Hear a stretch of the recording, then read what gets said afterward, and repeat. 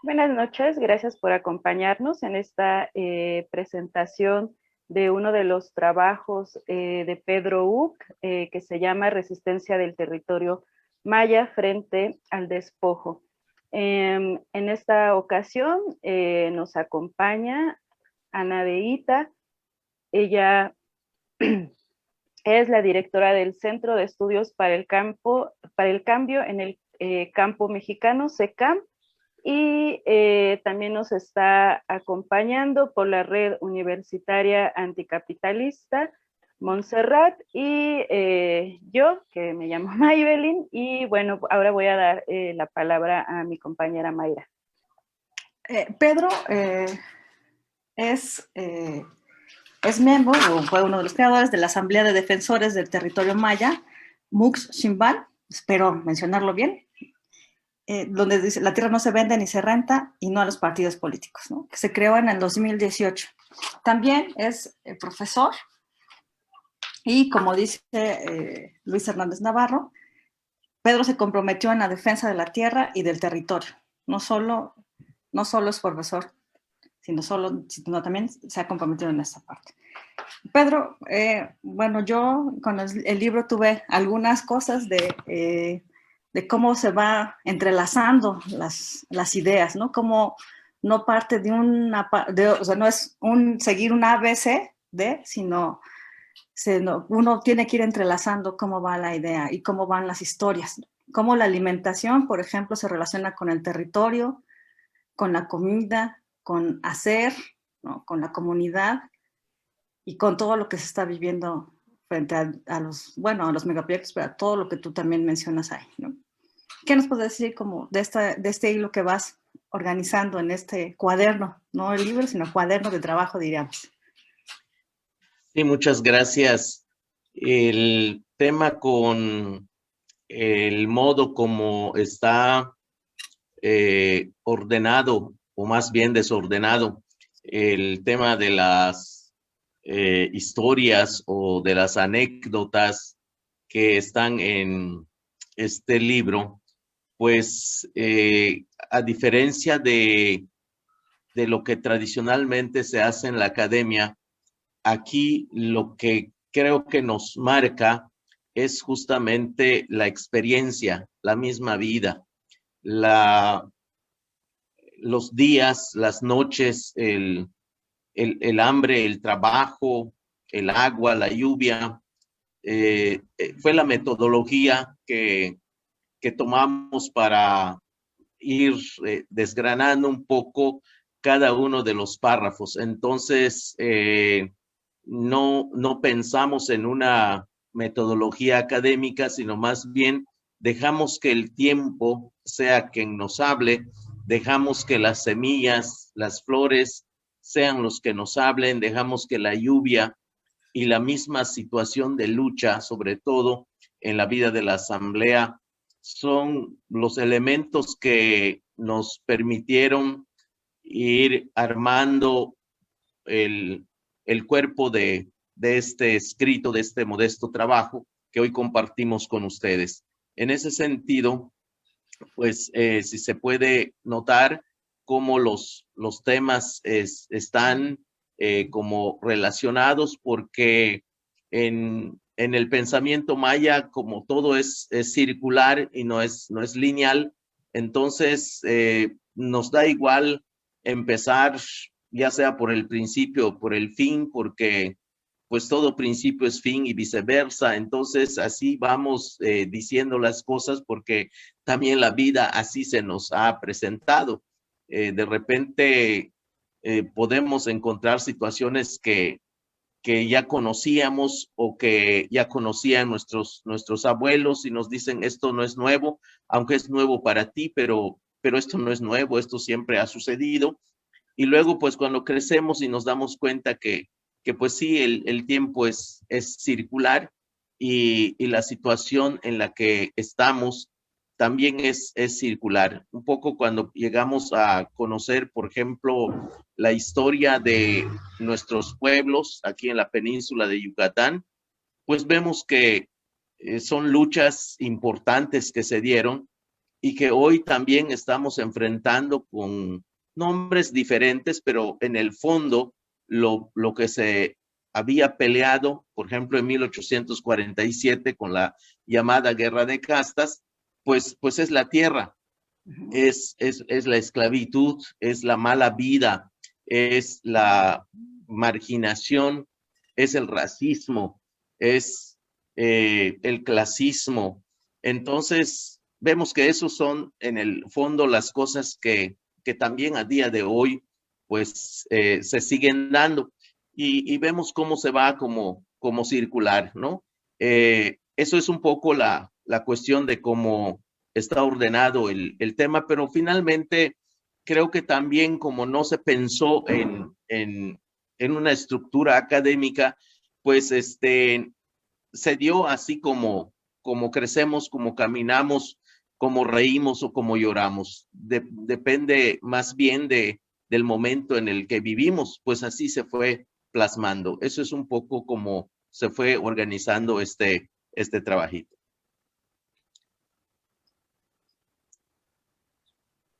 Gracias, Pedro. Le damos la bienvenida a Ana de Ita, como ya mencionamos, ella es directora del SECAM y pues nos gustaría que nos platicara un poco de cómo fue el proceso para que este material naciera y para que justamente lo editara el SECAM, y también si nos quisieras hablar un poquito de si podemos conseguir este material en forma impresa. En estos momentos seguramente estará apareciendo el link de donde se puede descargar este trabajo de Pedro Uc, pero nos gustaría saber si lo podemos conseguir también impreso. Adelante, Ana. Hola, buenas tardes a todas, a todos. Muchas gracias por organizar este espacio para hablar y conversar sobre el trabajo de Pedro Uc. Pues mira, lo que me preguntas, realmente no creerías lo fácil que fue, porque Pedro es un tipo excepcional.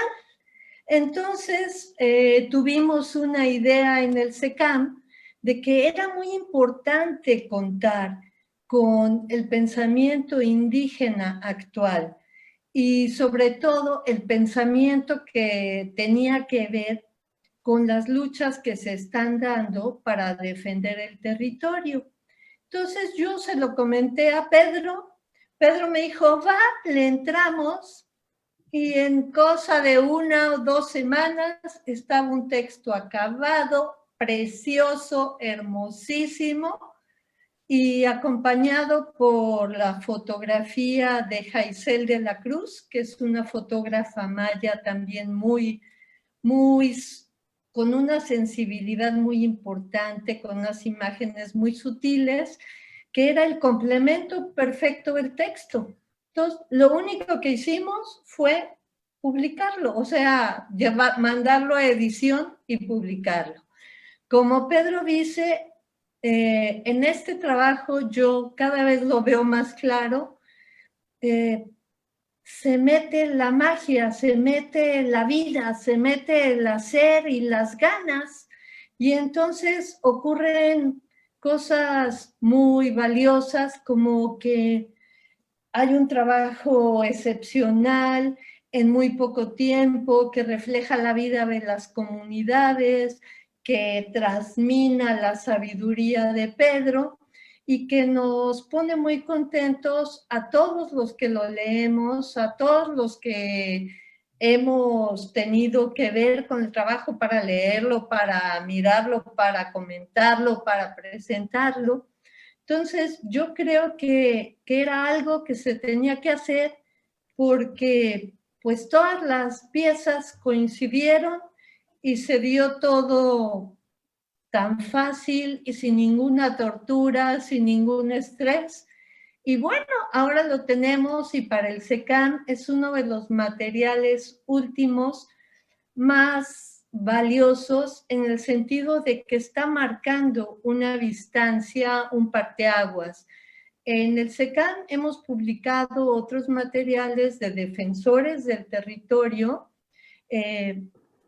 o de personas que analizan la defensa del territorio, pero a partir del trabajo de Pedro Uc, no solo es la defensa del territorio entendida como, ay, ¿qué hicimos legalmente para defenderlo? O ahora, ¿qué hicimos y a qué corte lo llevamos y cómo nos movilizamos? No, sino es un trabajo que nos está enseñando desde dentro, lo cual es muy, muy difícil de lograr, cómo es el pensamiento maya sobre el territorio. Entonces, esto que muchos antropólogos le llamarían una perspectiva émic, ¿qué digo yo de mí mismo? Es qué dice Pedro como maya de sí mismo, del territorio, de su cultura, de su lengua, de sus vivencias, es lo que está plasmado ahí. Y como SECAM creemos que hay un momento ahora de pensadores indígenas que no han sido ni muy conocidos ni muy rescatados, sobre todo porque son un pensamiento crítico muy fuerte y muy valioso. Entonces, que es muy importante recopilar este tipo de mensajes, de pensamientos, de filosofía, de sabiduría, de ciencia, que está poniendo, como quien dice, un piso al movimiento indígena actual y sobre el que están llegando ahora pensadores más jóvenes, pero que están abrevando de estos pensadores de hace 1 o 2 décadas. Entonces, en el SECAM estamos muy emocionados con poder incursionar, gracias al trabajo de Pedro, en esta beta de conocer de primera mano, de primerísima mano, cómo piensan las comunidades mayas hoy y cómo defienden hoy su territorio. Gracias, Ana. Bueno, como justo ya lo mencionaste en mi lectura, percibí esto mismo, ¿no? Que nos enfrentamos a un trabajo desde la cosmovisión de los pueblos mayas, no solo desde la mirada de Pedro, creo que eso es importante mencionarlo. Y para quienes todavía no han tenido la oportunidad de revisar el texto se compone de 7, digamos, apartados, ¿no? Cada uno, como ya mencionaba Mayra, pues tiene que ver con aspectos de la vida cotidiana de los pueblos. En esto que menciona Ana de escuchar a los pensadores indígenas, tanto a los jóvenes como a los que ya tienen un poco más de experiencia, creo que podemos encontrar elementos comunes a todos los pueblos. Como decía Mayra, se aborda desde la lengua, la cocina, los ritos, los mitos. Hablas también por ahí de los sueños, de la política partidista, acercándonos ya un poquito más a esta parte de la organización de la Asamblea de Defensores. A mí me gustó mucho una parte que creo que es un hilo conductor que atraviesa todo el texto, que tiene, lo mencionas muy específicamente cuando abordas la parte de los ritos y nos dices que estos ritos son, haciendo referencia al rito de la lluvia, son en parte una forma de renovación de la vida, a partir de una mirada donde el tejido que va a unir a todos los seres vivos y no vivos se va a estar renovando constantemente, y de ahí un poco se asoma el peligro, el riesgo de que, por ejemplo, la milpa y otros aspectos que son muy importantes para la vida, para el hacer de la vida cotidiana en los pueblos desaparezcan, ¿no? Como podría ser también la cocina, una forma muy específica de cocinar alrededor de un fogón, que esto ya muy poco lo vemos en algunas regiones.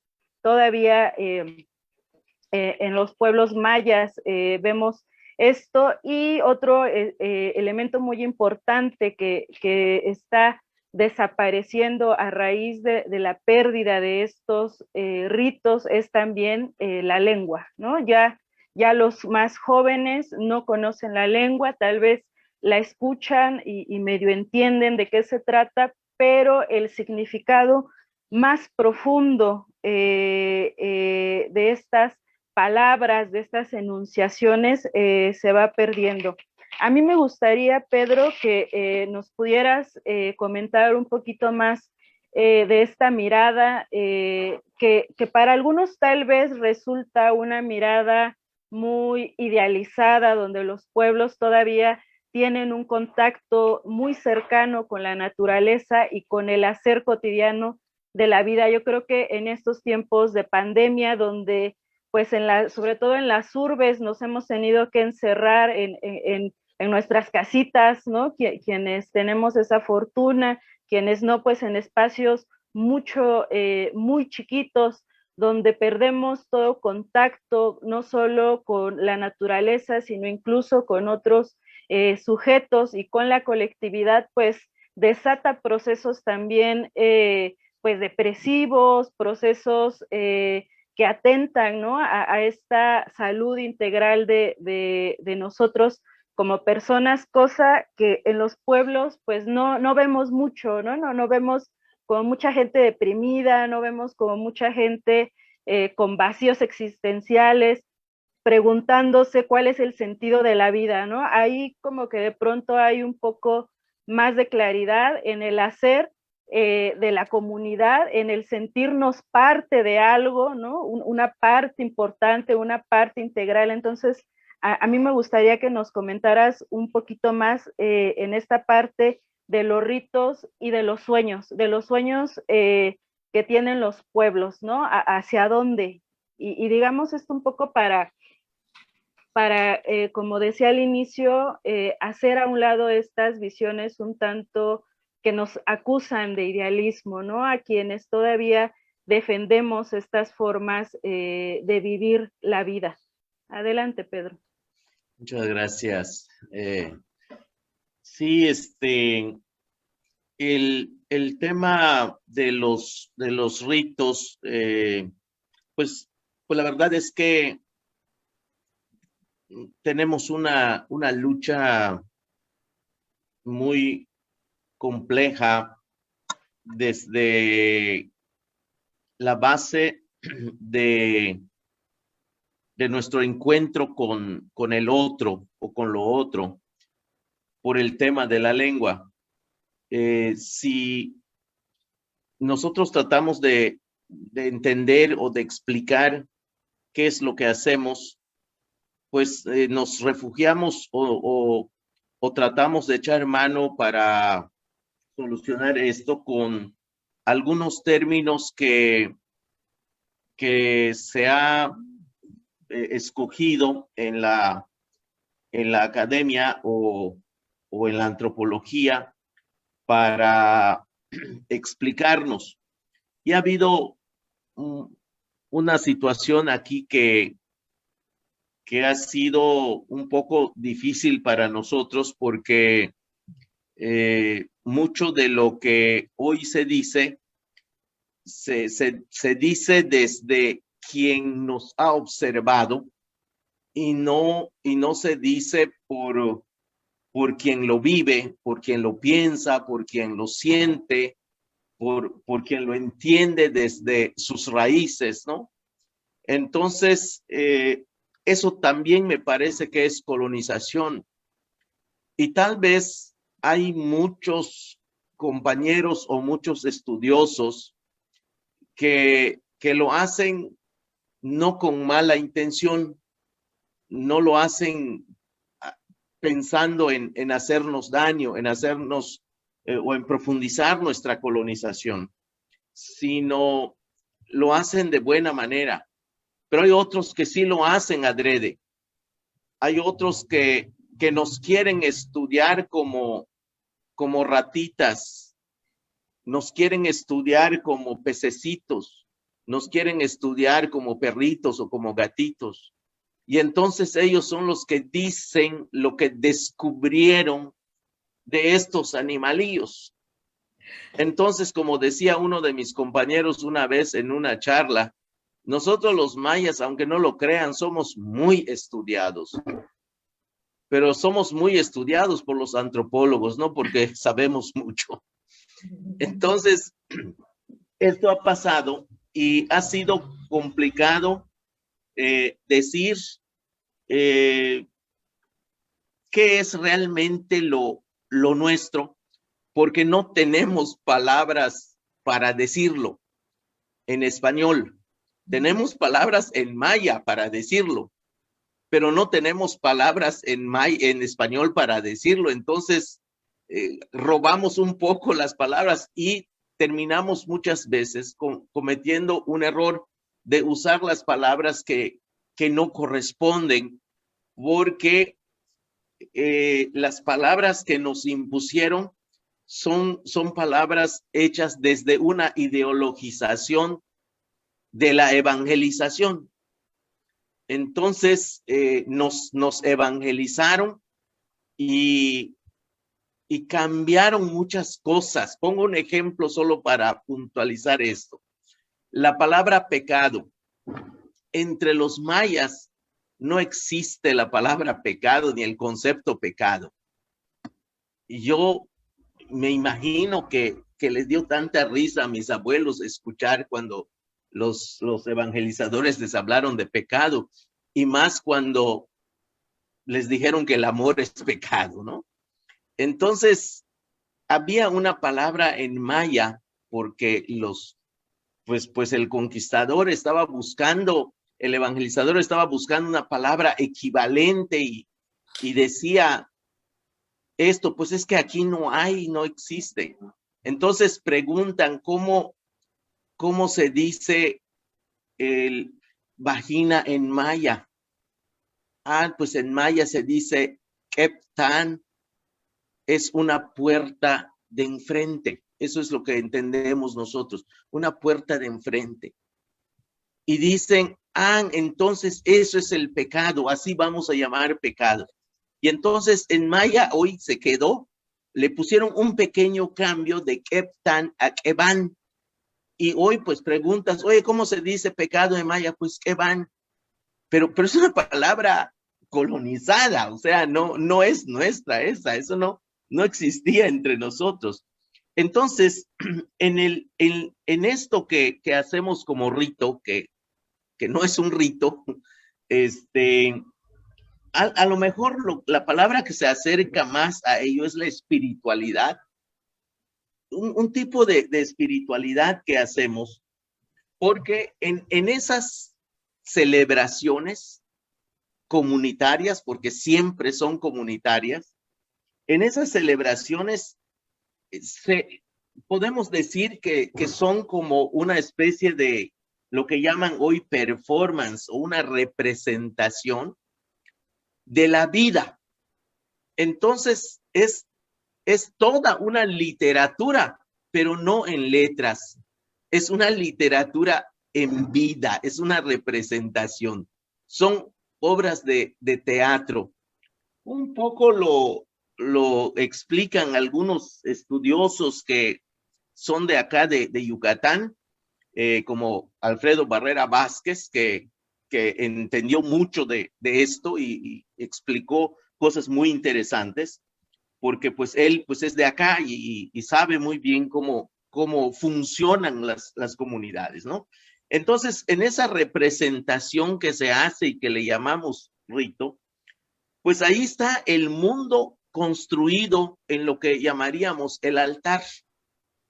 Y ahí están los animales, y los animales son niños, es decir, los niños representan animales. Las personas mayores, por ejemplo, representan la lluvia y tienen una cuerda que van sonando y que es los truenos alrededor de ese mundo. Ese mundo del altar está dividido en tres partes. Está el mundo de arriba, el mundo de aquí sobre la tierra y el mundo de abajo. Está representado todo. Y está tomándose el vino, está tomándose el pozole, está platicándose cosas interesantes en torno al representante del sol, que es el Ahmen, que que en maya, pues lo han traducido como el sacerdote maya, pero no, en maya sería como el creador de todo esto que se hace, ¿no? Entonces, cuando uno logra vivir eso, entender eso y comenzar a sentir todo esto que se va construyendo emocionalmente en la persona, pues repercute en la salud. Vivimos contentos, vivimos sanos.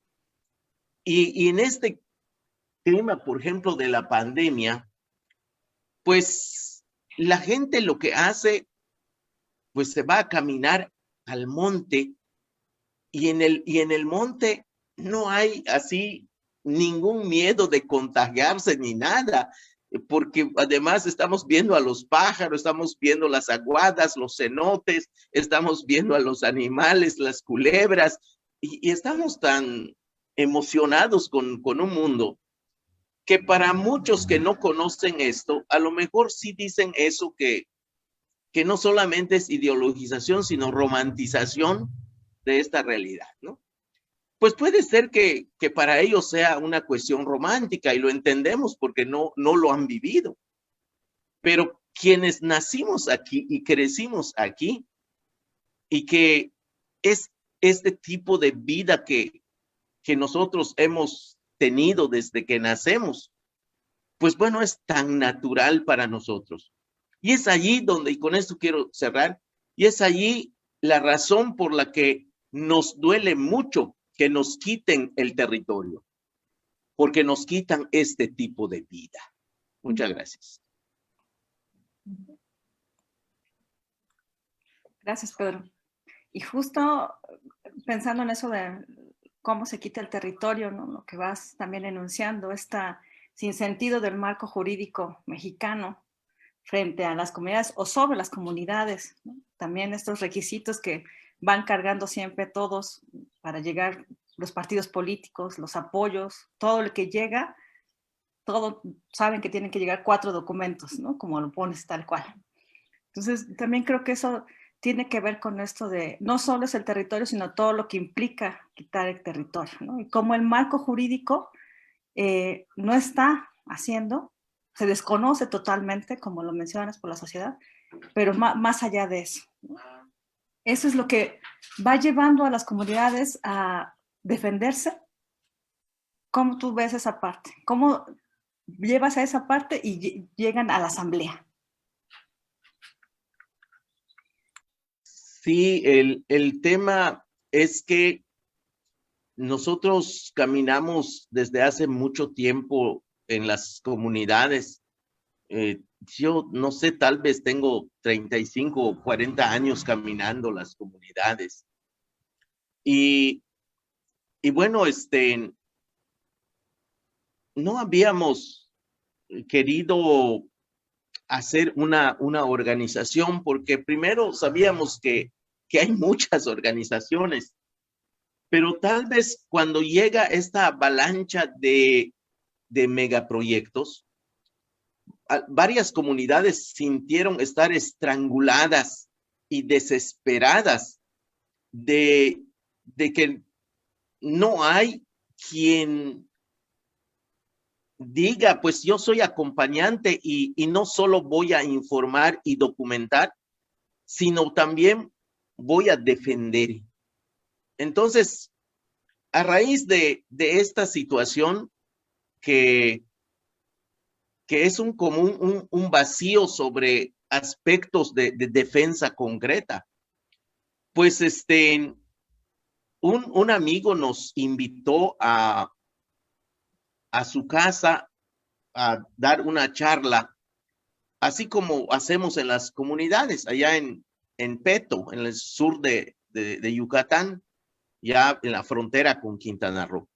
Y pues para nosotros no fue una cosa así extraña ni extraordinaria. Nos dijo, oye, Pedro y Russell, pueden venir en mi casa, tengo una reunión con campesinos y me gustaría que ustedes expliquen cuál es ese problema que están teniendo con con esto de la defensa del territorio. Nosotros ya habíamos puesto amparos contra la soya transgénica y contra este acuerdo por la sustentabilidad de la península de Yucatán que firmaron 3 gobernadores de la península en el marco de la COP13. Entonces, fuimos a esa reunión y mientras estábamos hablando, explicándole a la gente en la conversación, pues no nos dimos cuenta que ese compañero estaba haciendo la transmisión en vivo por Facebook. Ni cuenta nos dimos. Y bueno, nos sorprendió mucho que después de esa reunión nos comenzaron a llegar mensajes de compañeros de comunidades que sí ya tenían acceso a las redes y nos comenzaron a mandar mensajes y nos comenzaron a decir, oigan, ese tema que ustedes vieron de los cerdos, de las granjas de cerdos y también de los parques eólicos, están aquí, nos quieren quitar la tierra, nos están ofreciendo comprar 1,000 hectáreas, 1,500. Y pues vimos que había mucha gente que estaba queriendo hablar con nosotros y pues no nos alcanza para ir rápido a las comunidades, que son como 25 que se pronunciaron. Y pues nosotros les dijimos, bueno, si quieren vamos a hacer una reunión en la ciudad de Mérida, que pues es el centro donde la mayoría puede llegar rápido. Y pues platicamos el tema. Y pues nos sorprendió que invitamos a 25 personas de diferentes comunidades. Llegaron 65 personas ese día, ¿no?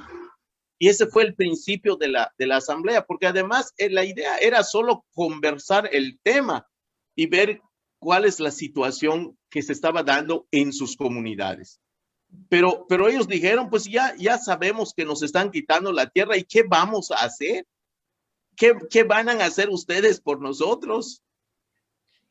Y pues dijimos, ¿qué quieren que hagamos? Y también nosotros estamos indefensos como ustedes. O sea, nosotros no somos los salvadores, somos igual que ustedes, somos de un pueblo, solo que pues nosotros, digamos, por cuestiones de la vida, medio fuimos a estudiar en la escuela y medio sabemos algunas cosas de estas que ustedes desconocen, pero si juntamos fuerzas, pues a lo mejor podemos hacer algo. Y dijeron, pues vamos a organizarnos en una asamblea.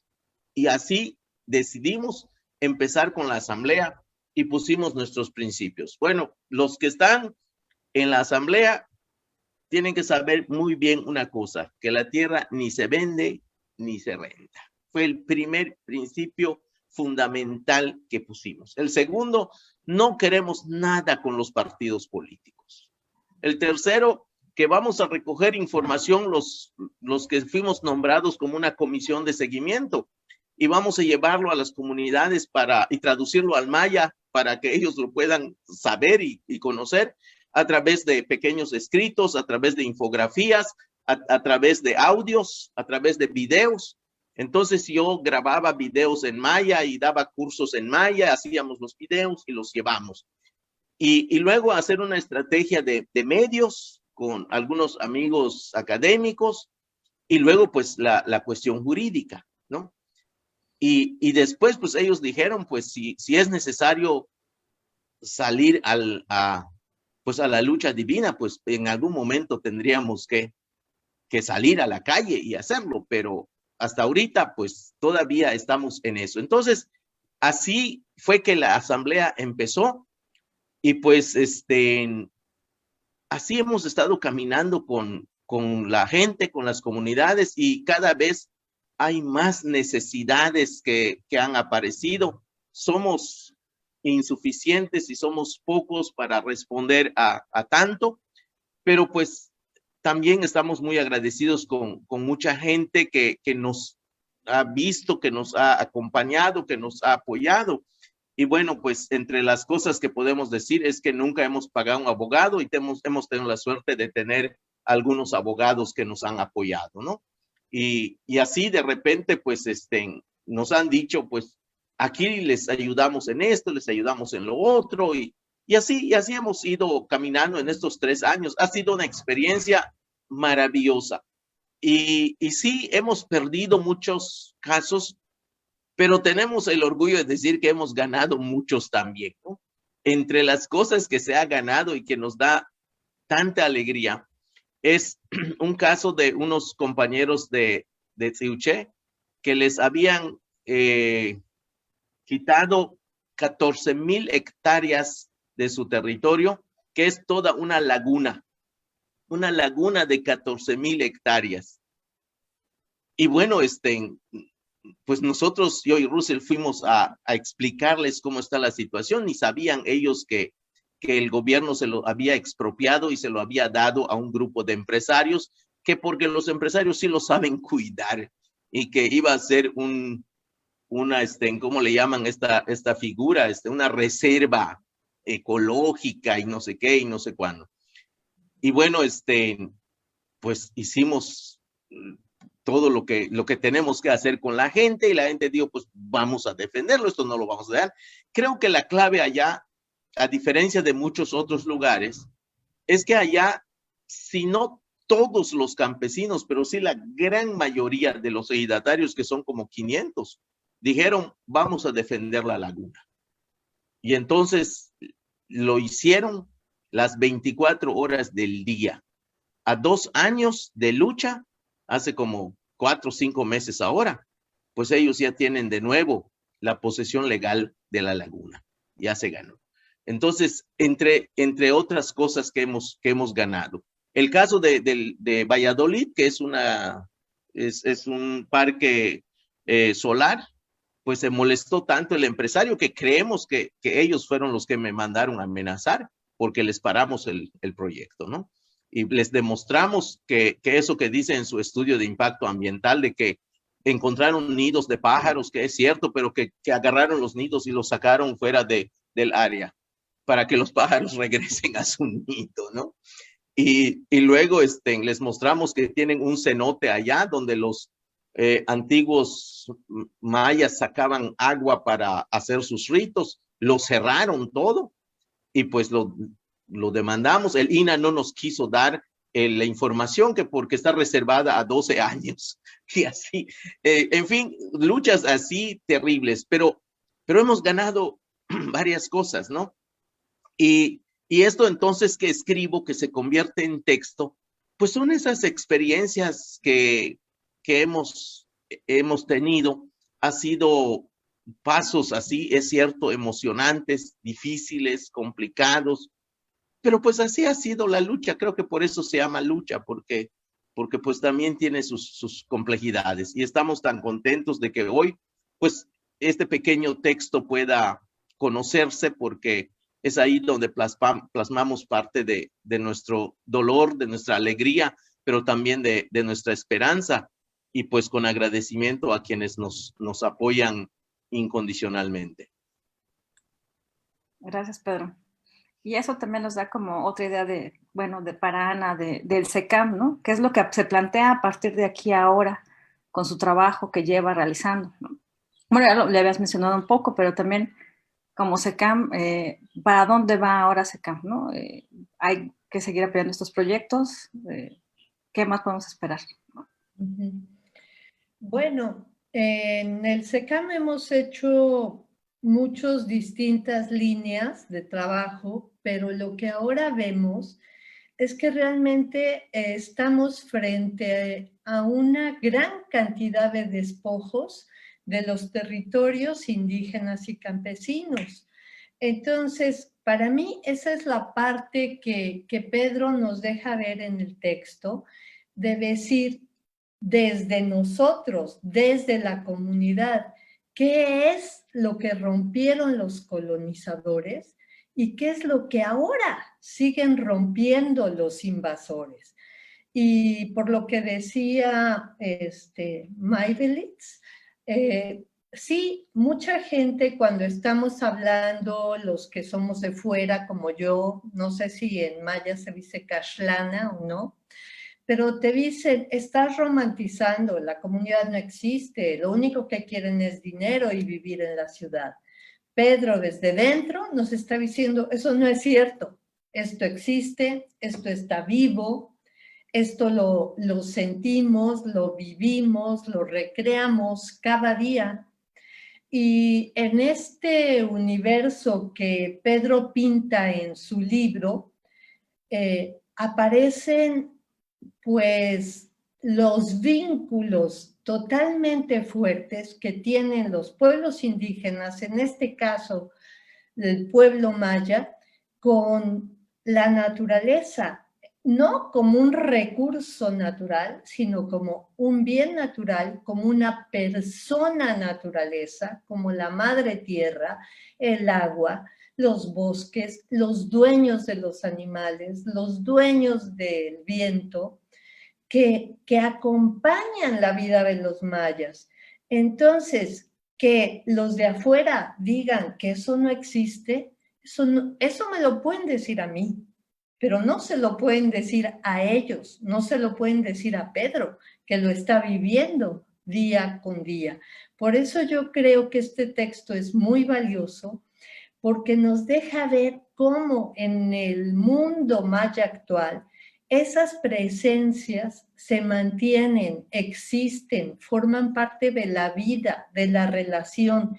Y eso pues ya en términos occidentales nos permite ver que esta manera de compartir el mundo con los, como dice Pedro, el cordón umbilical con el abuelo o con la abuela, tierra, fuego, bosque, si no se ha roto, eso les ha permitido cuidar el territorio como a ninguna otra sociedad. O sea, si ustedes hacen análisis cartográficos, verán que la relación entre pueblos indígenas y conservación del territorio es siempre muy fuerte y es una constante porque tienen otra concepción de la naturaleza, de la vida, de las presencias, de los seres.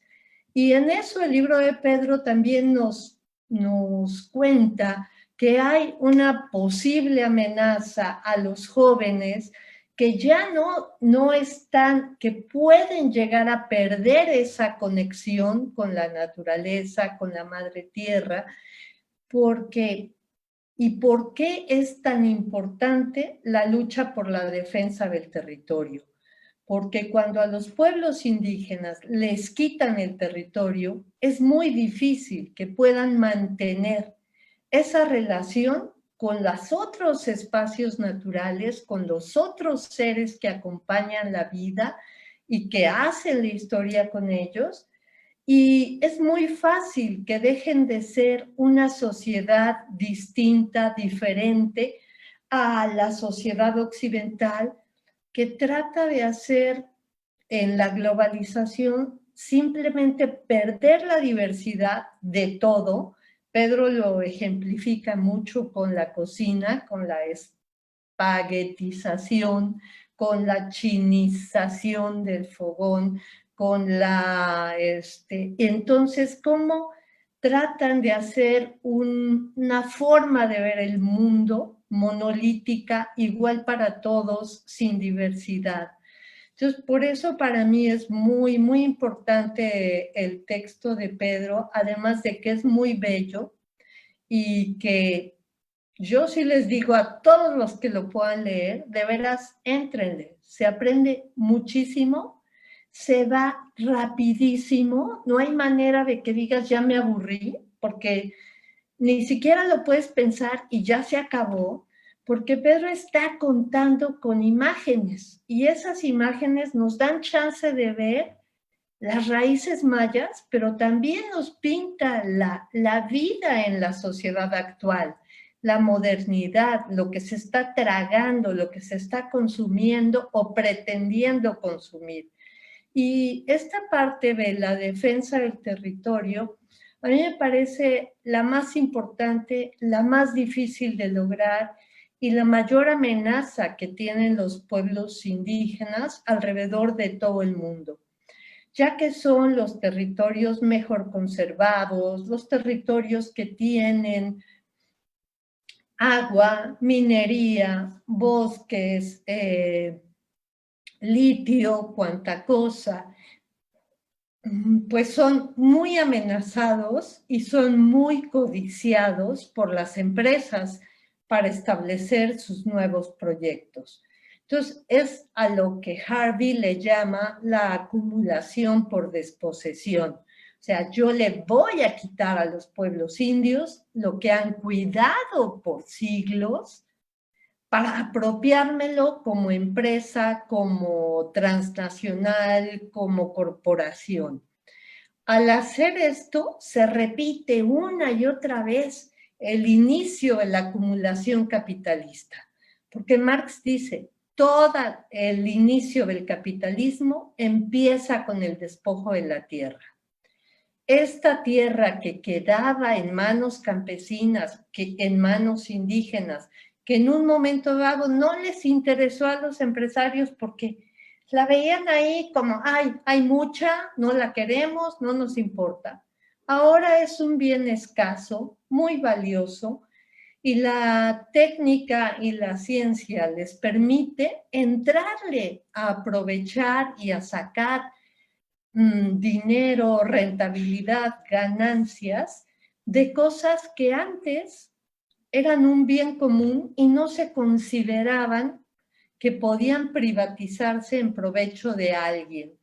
Entonces, por eso los territorios indígenas están siendo muy, muy amenazados en todo el planeta, pero esto convierte al mundo en un peligro, porque al destruir sociedades indígenas, estás destruyendo la diversidad de lo humano, la diversidad de las concepciones, la diversidad de lo que se sabe, se piensa, se conoce. Y estás hablando con una misma forma de ver, de medir el mundo. Entonces el mundo va a ser algo tan chato, tan plano, tan igual, que no va a tener ningún sentido, ninguna riqueza, ninguna emoción, ningunas ganas de conocer, si ya todo el mundo es lo mismo. Entonces, por eso que existan pueblos diferentes, culturas diferentes, y que puedan desarrollarse como ellas decidan, no como los demás decidan, es algo que es muy, muy valioso. Nosotros desde el SECAM defendemos mucho la posibilidad de tener la vida campesina, y eso pasa por la posibilidad de tener la tierra y en una concepción más grande, más abarcativa de los pueblos indígenas, la posibilidad de controlar el territorio, porque los pueblos sin territorio casi no pueden existir. Una excepción serían los gitanos, no tienen un territorio específico, pero los pueblos indígenas sí se desarrollan, su cultura se recrea en un territorio. Entonces, atentar contra el territorio es atentar contra los pueblos mismos y es atentar finalmente contra la vida misma de la humanidad, porque pues esa diversidad va a dejar de existir, la diversidad de lenguas, de cocinas, de ritos, de ciencias, de cosmovisiones, de las cuales Pedro nos está hablando en el libro, ¿no?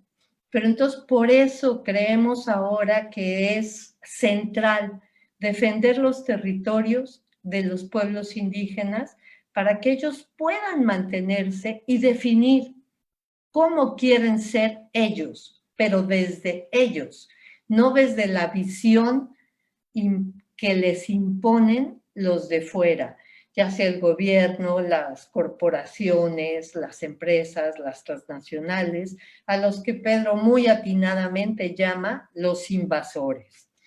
Entonces, yo creo que en eso es algo en el que todos podemos comprometernos, porque si bien ellos van a ser los que van a dar la última respuesta, los que van a enfrentar la mayor amenaza, pues debería haber pequeños apoyadores afuera para detener esto, porque en tiempos de cambio climático, es un suicidio biológico para la humanidad. Los pueblos indígenas están defendiendo el planeta, no solo para ellos, lo están defendiendo para todos, porque ellos tienen una relación distinta con la naturaleza, que les ha permitido conservarla, no como explotarla, sacarle todo, desarmarla. Y eso los demás deberíamos aprenderlo, porque el capitalismo se está comiendo al planeta y se está, pues, auto suicidando. Eso es lo que pensamos que debemos defender en estos tiempos, y pues por ahí va el libro de Pedro, da mucha idea de esto, de las amenazas actuales y de cómo mediante la organización ellos han logrado detenerlas y al menos decirle al poder: los pueblos resisten. O sea, los pueblos dan un contragolpe al poder, porque no hay, o sea, en donde hay más relaciones de poder es donde hay más resistencias. Entonces, por eso es un texto muy apasionante y que te da mucha vitalidad, mucha fuerza para decir: no, no es cierto, no estoy romantizando, de verdad, así es la vida. Entonces, pues entrémosle, ¿no? Bueno, creo que va por ahí lo que quería decir. Gracias, Ana. Sí, en esto que mencionas, muy importante salir a luchar, acompañar también para defender estas formas de vida distintas a la forma de vida única, a la forma de pensamiento único que nos impone el capitalismo. En esto que tú mencionabas en tu intervención, decías que pareciera que los pueblos lo que quieren solamente es dinero, ¿no? Hay una parte en el trabajo de Pedro donde se aborda esto y digamos que si bien tendría algo de esto de medio cierto, ¿no?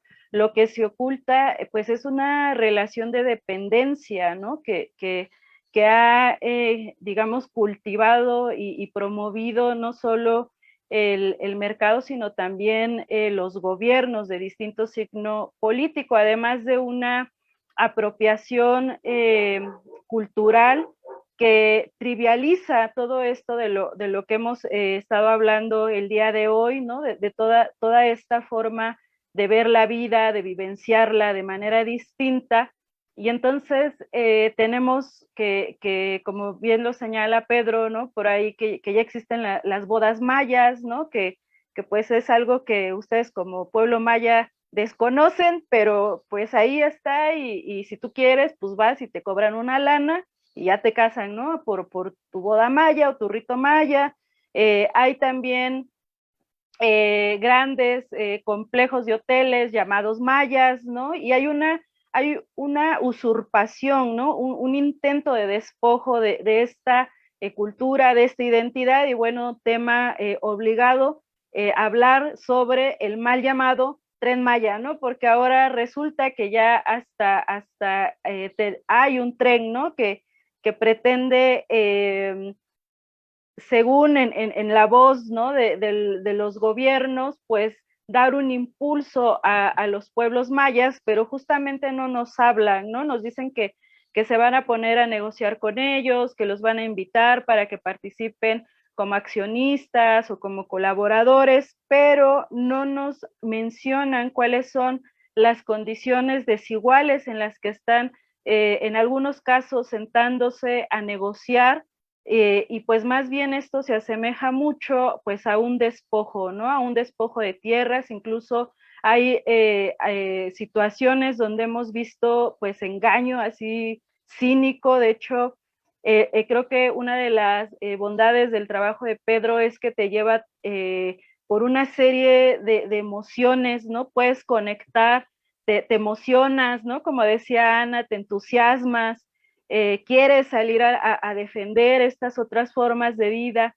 Y ya en la recta final del texto, pues uno se enoja porque uno comienza, no les voy a decir toda la anécdota para que ustedes vayan y busquen el material, pero es muy ilustrativa, ¿no? De cómo el gobierno y los agentes, las personas que trabajan para el capital y los capitales están llegando a los territorios de estos pueblos a engañar para poder aprovecharse, para poder apropiarse de sus tierras y de sus territorios. Pedro, ya en esta última recta, nos gustaría que nos hablaras un poco de esto que están enfrentando con el Tren Maya, y también les pedimos a quienes nos están viendo a través de esta transmisión en vivo que vayan preparando pues sus preguntas, sus inquietudes, y aprovechemos pues a nuestra invitada y a nuestro invitado del día de hoy. Adelante, Pedro. Sí, muchas gracias. El tema del tren, pues es un tema bastante amplio, y bueno, nos parece que el tren es así como el proyecto que trata de cerrar el círculo de los proyectos del despojo. Me parece que es el eslabón que hacía falta para que se concretara pues este despojo aquí en la península de Yucatán.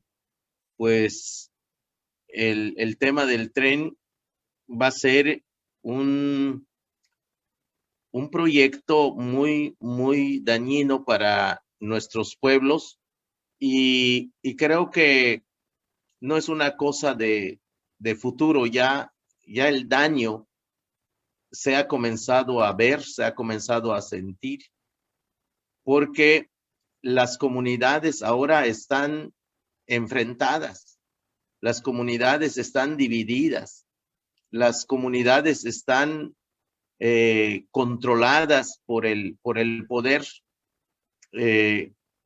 y muchas familias están polarizadas por esto, porque el tren se sembró con la propaganda de que nos iba a resolver todos nuestros problemas y carencias que tenemos en las comunidades.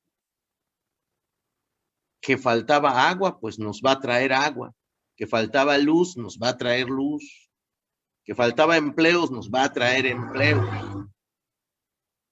Y bueno, es una suerte así de caída del cielo, casi el maná del cielo iba a ser el tren.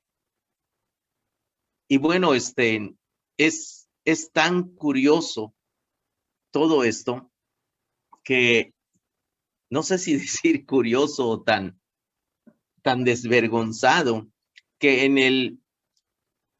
en la boleta de la famosa consulta, que no fue consulta, sino un montaje de esos montajes que le gusta al presidente, pues resulta que al reverso de la boleta, pues pusieron una lista larga de beneficios que van a recibir las comunidades que le van a decir sí al tren. Pero curiosamente no pusieron ningún impacto negativo, ninguno. O sea, yo no sé si haya un proyecto en el mundo así que no tenga ningún impacto negativo. Todo es así, absolutamente positivo, ¿no? De ese tamaño está el cinismo. Y las consultas fueron de verdad perfectos montajes. Y lo peor es que cuando vamos y decimos, miren, está dañando a las comunidades esto. Y pues la respuesta es la que ya sabemos todos. Yo tengo otros datos. Nunca muestran esos datos, ¿verdad? Pero solo no sé dónde los tiene, pero allá en la Oficina de Acceso a la Información no hay, vas y lo pides y te dicen, pues son datos del presidente, pero aquí no están. Entonces, está complicada la cosa con este bendito tren. Y solo quiero resumirlo así. A 2 años de que se empezó a construir el tren, no hay ninguna comunidad que haya recibido los beneficios que le prometieron. Ninguna.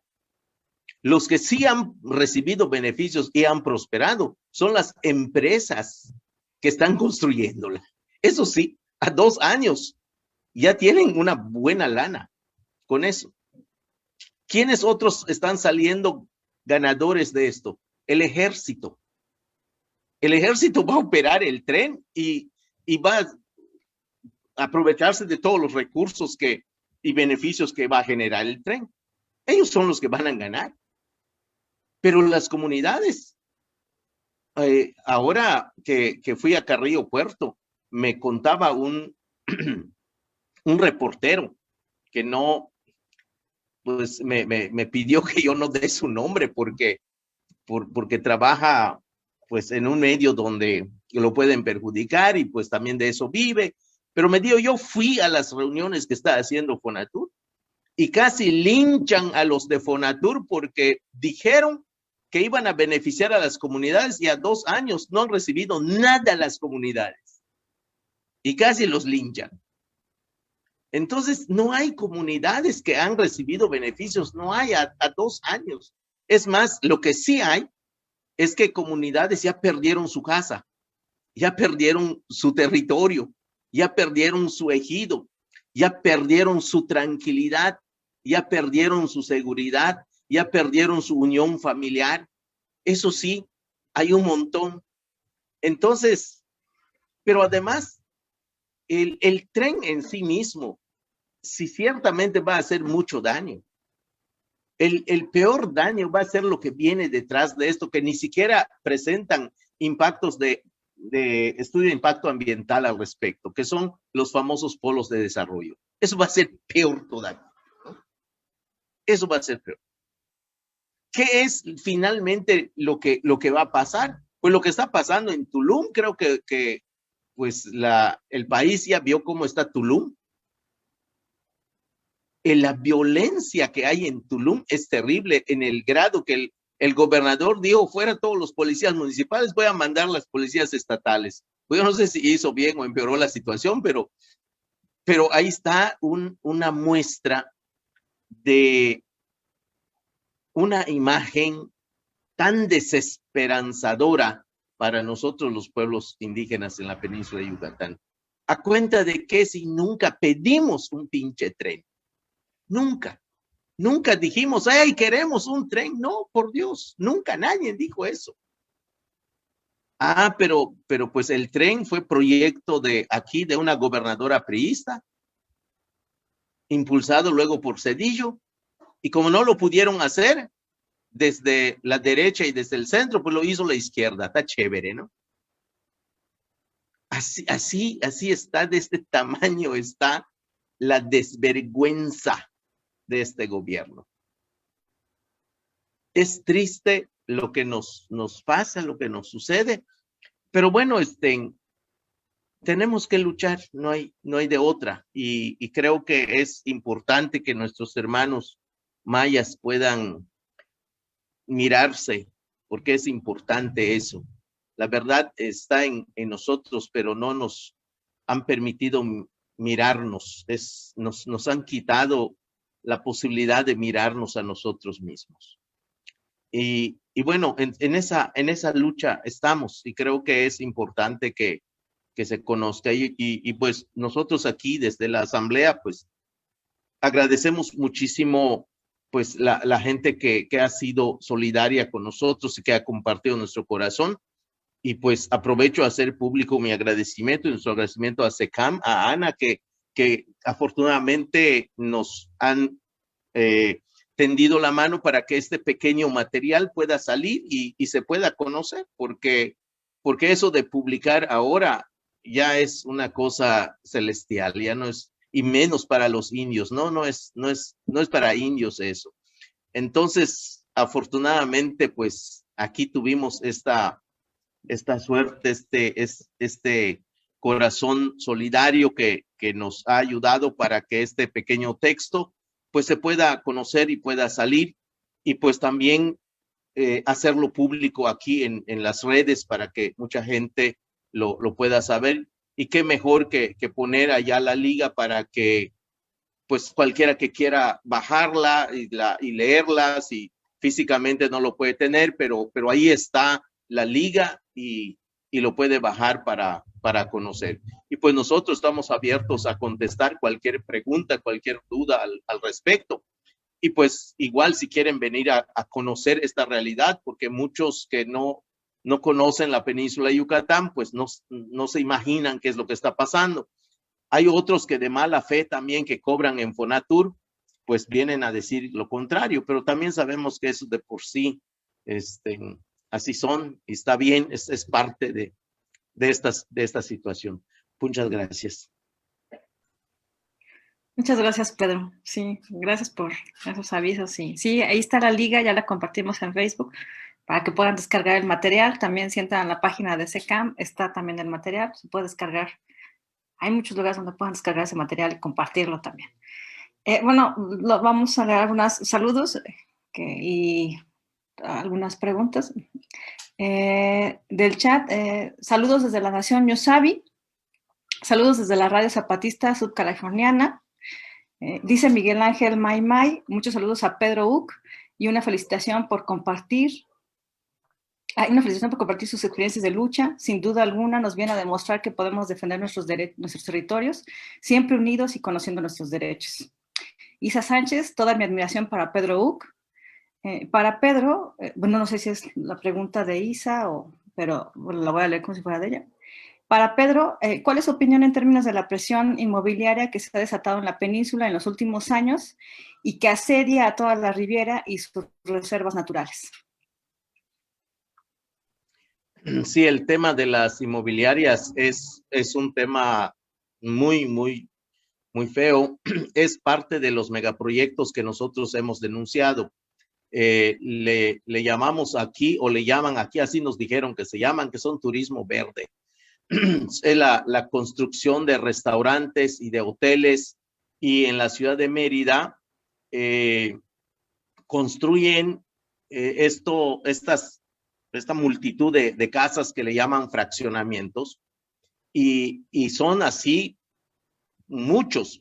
Hay fraccionamientos que tienen de 100 casas a 2,000 casas sin ningún árbol, ninguno así, cajitas de zapatos, pero además casitas de a 3 metros por 3 o 3,5. Es decir, las celdas de la cárcel están mejores quizá que estos, pero además, imagínense con este calor que hace ahora en abril, en una casita así con un techo bajito, que cuando entras en la sala ya estás en el baño y en la cocina. O sea, de esas hay así fraccionamientos grandes y que nunca presentaron estudios de impacto ambiental para hacerlo. Sabemos por el testimonio de alguna gente que ha trabajado allá y que tiene miedo igual de comprometerse, que encontraron miles de vestigios mayas y se los llevaron, nunca dijeron nada y destruyeron una serie de lugares pues sagrados para nosotros los mayas, y pues ahí está, hoy lo rellenaron de carreteras, de casas, y bueno, es una mafia. Digo que es una mafia porque hay demandas judiciales en contra de muchos de ellos que están coludidos con el fiscal y con los que dan fe, con los notarios. Y bueno, así han robado terrenos, han robado casas de una forma impresionante. Entonces, justamente de estos hablamos cuando mencioné hace un momento sobre la laguna de Ziuché, que se querían agarrar, que son 14,000 hectáreas de laguna. Entonces, este grupo de empresarios son pues empresarios inmobiliarios. La situación inmobiliaria es terrible en Yucatán, es espantoso. Y están agarrando ahora todo alrededor de la ciudad de Mérida, que son comunidades mayas, y están haciendo casas campestres con campos de golf, con piscinas, o sea, una cosa terrible. Y hay coyotes especializados para despojar a los campesinos de sus ejidos. Así está funcionando esta situación en Yucatán. Y pues es muy triste porque la gente de verdad no se sabe defender, porque muchas veces la gente dice, voy a ir con el presidente del partido para ver cómo me ayuda. Lo que no sabe es que el presidente del partido es el que está coludido con el empresario y le dan el último trancazo. Así está funcionando. Es una cosa espantosa. Bueno, eso es un poco lo que puedo comentar. Gracias. Yo que sigo creyendo que es Isa Sánchez, no sé, no puse el nombre, pero bueno. Para Ana de Ita, ¿qué opina del Tren Maya como un muro de contención de personas migrantes?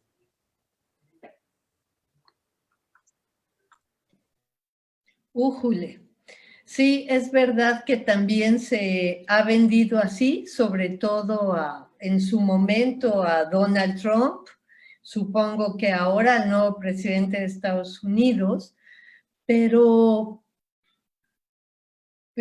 pues yo creo que eso va a provocar y generar una violencia aún más terrible en esa región, porque permitir o decirle a los migrantes, vengan a trabajar aquí y meter más gente en condiciones precarias, que ellos no es lo que quieren. Los migrantes quieren llegar a Estados Unidos, pero entonces, mientras eso ocurre, pretender detenerlos aquí, yo creo que no va a funcionar porque no es lo que los migrantes quieren y además porque no va a haber fuentes de empleo que sean los que los migrantes desean. Las fuentes de empleo en México pagan en pesos y es mano de obra desafortunadamente descalificada, que no va a tener buenos empleos, que también los va a disputar contra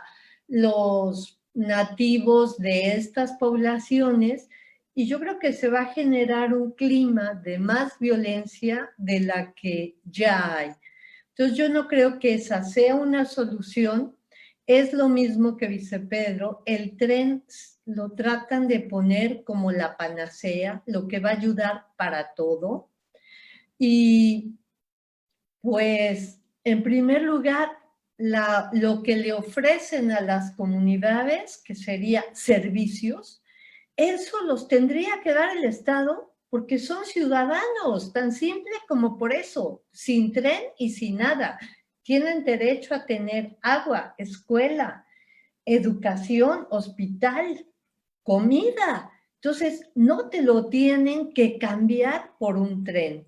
Eso por una parte. Por la otra, la gente lo cree que sí les van a dar eso, pero nadie les está preguntando, ¿realmente tú quieres dejar de vivir como campesino?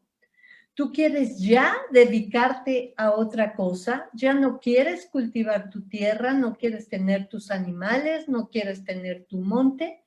¿Quieres ser estibador de cajas? ¿Quieres ser limpiador de cosas, barredor? O sea, la gente lo ve como algo muy bueno, pero los empleos que van a ofrecer son empleos muy precarios, sobre todo porque los jóvenes de las comunidades no tienen como un nivel educativo tan grande que les permita brincar una brecha que ahora ellos sienten que tienen por vivir en la comunidad, pero en la comunidad hay una mayor protección que en la ciudad, con ese mismo nivel educativo, sin familia, sin apoyo, sin nada. Yo creo que la pobreza en las ciudades es mucho más fea que la pobreza entre comillas, en el medio rural, porque en el medio rural, como quiera, puedes comer algo, puedes tener agua, puedes tener donde vivir. En la ciudad todo requiere dinero. Y en las consultas, pues sí, era lo único que prometían, bienestar, empleo, ¿a cambio de qué? Entonces, prometer más empleo para los migrantes, eso no va a ser sostenible ni para los migrantes ni para las poblaciones que están ahí, y se puede volver un caldo de cultivo muy peligroso para la delincuencia que de por sí está llegando, como nos dice Pedro, a Tulum, en Cancún, en Playa del Carmen, a hacer pues negocios de muy mala manera y despojos de muy mala manera. Entonces yo no creo que eso sea una solución, sino más bien creo que es cómo se vende para tener el apoyo de Estados Unidos. Gracias, Ana. Pablo Domínguez, compas desde Puelmapu, norte de Patagonia, Argentina. Un gran abrazo. Agradecidos por la compartida de conocimientos, la descripción y el análisis. Gabriela Bailegi, espero haberlo leído bien. Pedro, desde su perspectiva, ¿cree que el Tren Maya podría afectar a la agricultura de autoconsumo que se da en la región? Sí, no solamente podría afectarlo, creo que ya lo afectó, ya empezó a afectarlo porque el programa Sembrando Vida, que fue un programa que se desparramó en la ruta del tren, es ya un problema. La gente que está dentro del programa ya ni le da tiempo de hacer milpa y no hace milpa porque pues si va a su milpa ya no tiene tiempo para estar en el proyecto y en las reuniones que los obligan a estar en el proyecto. Entonces, muchos de los que están en Sembrando Vida hoy ya no tienen milpa. Entonces, no van a tener maíz para comer o tienen que ir a comprar maíz con el dinero que les dan. Esto es una trampa, porque pues antes la gente podía hacer su milpa y de allí pues comer. Ahorita pues ya no puede hacer su milpa y va a depender de ese poco dinero para ir a comprar todo lo que antes sembraba. Entonces ya hay un impacto, pero eso es un impacto inmediato. El otro impacto que me preocupa más es la pérdida de la semilla, y esto mucha gente no lo está notando, porque la gente que no hace milpa pues se enajena de la semilla. Y la semilla que tenemos aquí, que no es solo maíz, sino frijol, calabaza, cebolla, chile, todo ese, y es una variedad, no solamente es un tipo, sino son variedades de cosas, pues la gente que no hace milpa ya no guarda la semilla, y la semilla se va perdiendo. Y esto es mucho más preocupante porque es otra manera de despojarnos, y es un riesgo grande porque entonces, cuando la gente quiera sembrar, va a tener que ir a Monsanto a comprarle su semilla. Ya ver, ¿no? Esto de verdad es fatal y me da miedo y me preocupa porque sin la semilla que guardamos año con año, pues esto va a generar una especie de desamparo. ¿Qué vamos a sembrar? Porque a lo mejor también están pensando que ya no van a tener tierra para sembrar. Entonces, eso es otra situación. Se pierde la tierra, se pierde la semilla, se pierde, y poco a poco, pues también la cultura maya como tal, pues se va a perder, porque lo más importante es un tren. Lo que va a quedar de maya aquí en la península es una riviera y es un tren. Eso va a ser lo maya. Y tal vez el museo que está allá en Mérida, que es un montón de fierros que están muy feos, ¿no? Eso va a ser lo maya, lamentablemente. Sí, gracias, Pedro. Pues vemos, pues cómo a partir decían ustedes, ¿no? Decías, Pedro, de un pequeño texto, pero que en realidad encierra una enorme riqueza, no solo en términos de acercarnos a la visión que tiene el pueblo maya de cómo se configura y se reproduce la vida, sino también de una serie de temas que son retos para la organización, para la lucha y para la movilización. Bueno, yo también les pido muchas gracias, Ana, Pedro. Solamente quisiera pedirle a Pedro, en estas asambleas, ¿no?, que mencionas al final, la gente va cargando un morral, ¿no? ¿Qué cargamos en el morral, Pedro? ¿Tú qué cargas en tu morral? ¿Y qué podrías decirnos que los que estamos o los que queremos apoyar, acompañarlos, qué podríamos cargar para llevar, para compartir, para estar con ustedes y para aprender? Nosotros en el morral hemos aprendido a cargar muchas cosas. Cargamos ahí mucha rebeldía, mucho coraje. Cargamos, pero también cargamos ahí mucha esperanza. Cargamos ahí palabras, cargamos fuerzas. Y eso es lo que vamos a compartir en esas asambleas, así como menciono como una imagen de que cada quien abre su morral y sobre el petate comienza a poner, a ordenar las palabras. Y casi sucede eso literalmente, porque la gente viene muy triste, porque pues la gente pierde su tierra, pierde todo, pues es lo único que tiene, ¿no? Entonces, pues aquí, Ana, pues también trajo algo en su morral para compartirnos y ya sacó este librito. Y yo creo que están invitados, invitadas, todas, todos, pues a acompañarnos y compartir estos morales con mucha esperanza. Yo creo que hay mucha gente muy, muy buena, gente muy solidaria, gente muy cariñosa y gente que entiende también la vida como lo entendemos muchos mayas aquí en la península. Y en esa esperanza estamos. Y creo que lo más importante es eso. Entre los pueblos indígenas mayas decimos que lo más importante es llevar el corazón allá en ese morral.